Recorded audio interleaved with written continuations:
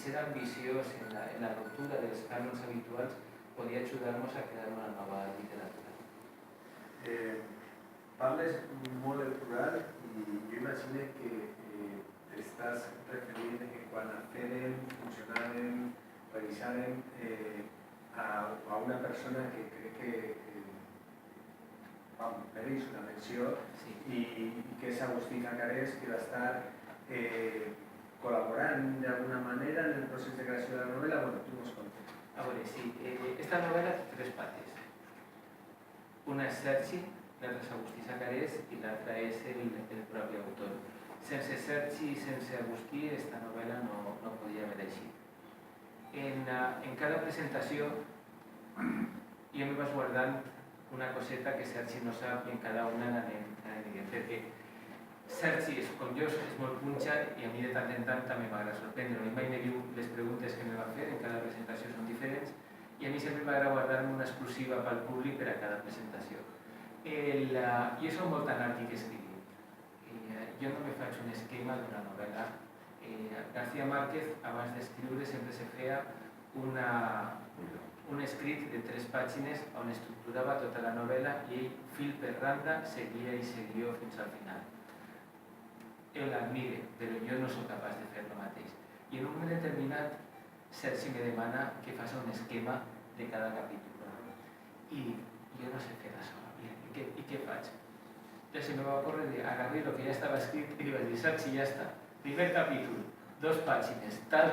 Segon capítol, tal. I així te vas respondre el que tu volies sense fer un nou guió perquè jo era incapaç de fer-ho. Però, tornant a l'assumpte que ens ocupa, sense tu i sense algú, esta novel·la no hauria eixit. I li correspon al lector jutjar si la novel·la és bona o no, però reconec que si jo no estaria no satisfet que estic sense la llavor dels dos. Agustí li haurà agradat vindre perquè vull treballar, però normalment fem la presentació entre els 3, però vull estar treballant en el castell de Benissanó i se disculpa perquè no puc vindre. Ell parlava del text que ha dut a terme acabar la novel·la, però en tot aquest esforç hi havia un afany, des del meu punt de vista, d'alcançar un nivell literari en el possible, des de les capacitats, però no s'ha deixat aquest esforç fora a mig gas, sinó que s'ha donat tot i després tot una altra vegada. Jo crec que en aquest punt se podria parlar de responsabilitat literària. Perquè no ofereix programes de qualitat. Si gastar la mateixa normativa que nosaltres fem el mateix, tindria una audiència molt pareguda. És a dir, no sol és la llengua que s'empra, sinó és la qualitat de lo que se fa en aquesta llengua. En aquest estat n'hi ha altres llengües minoritàries. La lectura en aquestes llengües és superior a la lectura en valencià, independentment de la normativa. La lectura en l'altra normativa és molt baixa. I és molt baixa perquè la qualitat del que se publica en l'altra normativa no és alta o no és tan alta com unes altres llengües. Si volem que la llengua es llisga, el que hem d'oferir-los és qualitat en aquesta llengua. I el repte, que s'ha aconseguit o no, tornem a insistir, l'ordinari lector no ho dic jo, però el repte era això, donar-li al lector un producte que fos publicat. En aquest cas, quina creus que és la importància de la literatura actual en llengua valenciana a la pervivència del valencià?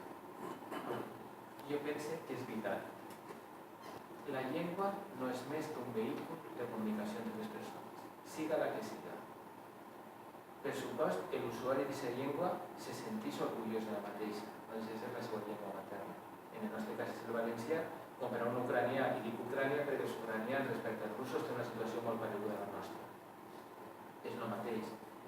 Si volem dignificar aquesta llengua, hem de gastar-la en el dia a dia, en el carrer, en les nostres comunicacions, en els nostres veïns, però també hem de donar un prestigi literari. És responsabilitat de tots els que escriuen i publiquen intentar donar-lo el màxim d'ells. Perquè els gallecs no llitgen en gallec perquè siga la seva llengua. Llitgen en gallec perquè tenen una sèrie d'escriptors que publiquen en gallec i ho fan bé. La La prova és que molts d'aquests escriptors després traduïssin els seus llibres al castellà i continuen tenint unes altes tasses de venda. Per tant, és perquè estan fent bones coses. Si ells poden fer-ho, tot el molt respecte al poble gallec, nosaltres com a valencians podem fer-ho. On creus entonces que està la importància de la conscienciació del lector en llengua valenciana? Pues jo penso que el lector en llengua valenciana ha de ser igual que el lector de qualsevol altra llengua del món. És a dir, en castellà, que no té un problema lingüístic, si tu fas un llibre en castellà i el llibre no val, el llibre no se ven. Per tant, per què ven García Márquez? Perquè escriu en castellà o perquè escriu ben mal en castellà? Crec que és per lo segon. Per tant, nosaltres el que hem d'intentar aconseguir és escriure bé en la nostra llengua, perquè això va prestigiar la llengua i va fer que el lector disfrute llegint. La lectura és pur entreteniment. Des de l'època dels grecs, des d'Homer, que és el que escriu la primera, no Homer, el protagonista de la novel·la, sinó Homer, l'autor de l'Odissea i la Ilíada, que és el primer gran bestseller, se llig perquè la gent el que vol és entretindre's. Per tant, si no li donen un bon producte, no se va entretindre, no va comprar. La meva obligació és donar un bon producte. Igual que si això és una porqueria, que pot ser fusiva, l'obligació del lector és dir-me que això és una porqueria. I no passa absolutament res, és a dir, perquè siguem un moviment minoritari, no hem d'evitar la crítica, al contrari, la crítica és positiva, perquè te fa millorar. Això està publicat en la versió que tenim per primera volta. Per què? Perquè hi havia que millorar-ho. Pues ja està, efectivament. Pues igual, aquest procés d'edició no acaba en l'edició en si, sinó que en el feedback o en el comentari, que no va estar un anglicisme, del lector, tant a l'editor com a l'autor, fa que el següent llibre intenti ser millor que l'anterior. Aquest és l'objectiu. Que algú pugui fer alguna pregunta, si és que la té.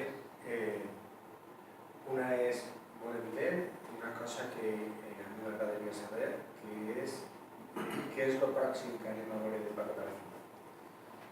No ho sé.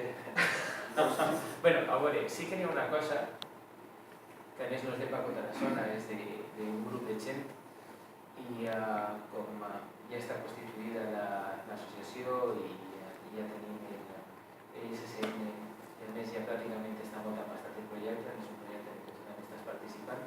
El pròxim que van a veure en setembre els valencians és una revista literària que apareixerà en periodicitat trimestral.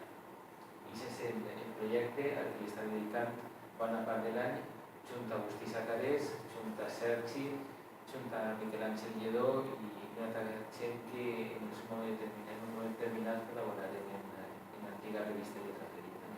I aquest és el gran repte.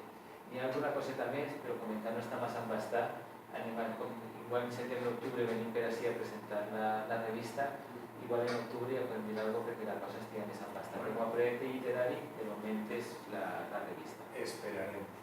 L'última pregunta és una pregunta de màrqueting sobre el teu propi llibre, que és el teu fill, a fi de comptes.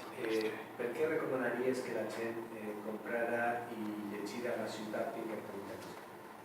En totes les presentacions me fas aquesta pregunta i tu saps perfectament que jo no soc un bon venedor. A veure, si els agrada llegir i els agrada una narrativa que sigui un poquet exigent en vostès en el sentit de que no li donen to mastegar i vostès tinguin que completar la història, és el seu llibre.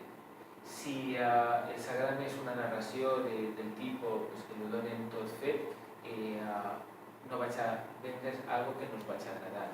Ara, si els agraden les novel·les corals, amb molts personatges, que a més se parla de moltes coses diferents i insistís, i els agrada un poquet d'aquest humor punxa i irònic, possiblement s'ho vaig anar passant molt bé en la novel·la.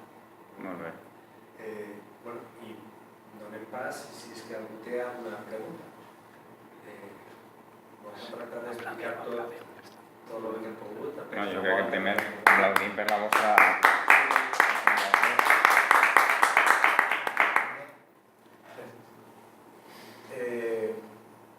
Teniu davant a Paco Tarazona i a més obligat a respondre, o sigui, és el vostre comentar alguna cosa que us hagi vingut al cap o que us hagi quedat algun dubte sobre ell o sobre la novel·la. Quan dius completar la novel·la, a què et refieres? Completar, perquè dius que el lector tiene que completar la novela. Sí, a veure, Concretament. mira, Cortázar, que m'agrada molt, ell diria que hi ha dos tipus de lectors. Un poquet el lector que li agrada que li dones tot mastegat i que li contes una història d'inici a fi, introducció, nucli, desenllaç, i que ell no tinga que pensar, simplement va llegint i tu li ho contes tot. És el que se diria un final tancat. I n'hi ha, comenta que n'hi ha un altre tipus de lector al que ell li agrada més buscar. De fet, no sé si heu llegit Rayuela. En Rayuela ell te dona dues opcions, llegir la novel·la de principi a fi o anar fent esboig de capítol que ell te va dient. Si gastes la seva tècnica, passes del capítol 23 al 140, de 140 tornes al 75 i ell te va donant la fulla de ruta. I aquesta fulla de ruta és com un trencaclosques en la que les peces no estan ordenades, sinó que tu les tens que anar ordenant mentalment. A més, fa un xoc molt divertit perquè en l'últim capítol, és el 183, te torna a enviar al 33, que és l'inici de la novel·la, per dir que no té un fi, sinó que pots tornar a començar-la. Temporalment, no? Pot ser temporalment. De fet, per exemple, moltes novel·les policíaques actuals, a més, Don DeLillo, Selinger, tota aquesta gent, el que sol fer és no dir-te quin és el final de la novel·la, sinó que deixa tu l'oportunitat de que la tanques com tu vulguis. Te donen les pistes i a partir d'ahí tu la tanques com tu vols. Això és ser un poquet exigent en el lector en el sentit de que com acaba sols, com tu vulguis. Tu eres part... Això, en la semiòtica moderna, això, veu molt d'Adorno, d'Umberto Eco, el que te diu és que el lector no és un subjecte passiu, sinó que és una persona activa des del moment que es comença a llegir el llibre. Per tant, quan més li facilites que acabe la creació, més participa en la novel·la. Exacte, efectivament. És com un còmplice que, no sé si han llegit les grans novel·les de 500 pàgines, tipus 100 anys de soledat, la mateixa Rayuela, o Tolstoi, que a mi m'agrada molt, de Guerra i Pau. Quan l'acabes te queda aquesta sensació d'orfandat perquè estaves dins d'un univers que consideraves propi i quan t'acaba diria jo vull continuar vivint així dins i me trobo com que m'han tirat del paraís. Aconseguir això com a autor és magnífic. Costa, però si ho aconsegueixes és la plenitud. No sé si hi ha alguna altra pregunta. El humor punxa que comentes, Paco, és durant tot el llibre, d'inici a fi, o ho has comentat en la part introductòria? Sí, a veure, la novel·la té dues parts molt diferenciades i que damunt no són simètriques. La primera part és més curteta i a més la primera part se pot llegir com un recull de contes perquè n'hi ha 4 víctimes, no és un assassinat, sinó són 4 autors de blogs als que anem incidint en ells. I cada un és una peça independent. La segona part continua tenint humor, però no és tan un humor a tomba oberta com la primera part, perquè la primera part és tot humor.